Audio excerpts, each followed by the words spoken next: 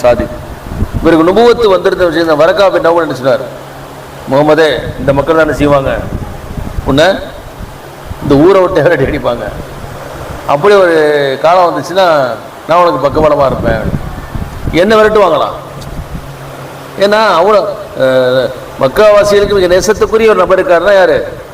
ரசூலுல்லாஹி ஸல்லல்லாஹு அலைஹி வஸல்லம்.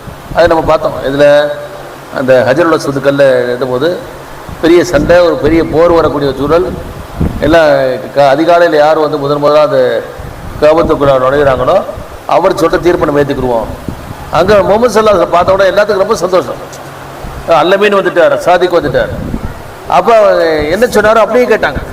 என்ன சொன்னாரோ என்ன சொன்னாங்க? கல்லை யாருக்கு பொறுத்துனாங்க? கல்லை யாருங்க பொறுத்துனாங்க? ரசூலா தான் கொடுத்தாங்க. ரசூலா நினைச்சிட்டாங்க. அப்போ யாருமே சொல்ல, யாருக்கு எந்த அன்டிஸ்பியூட்டட் சொல்லலாம்.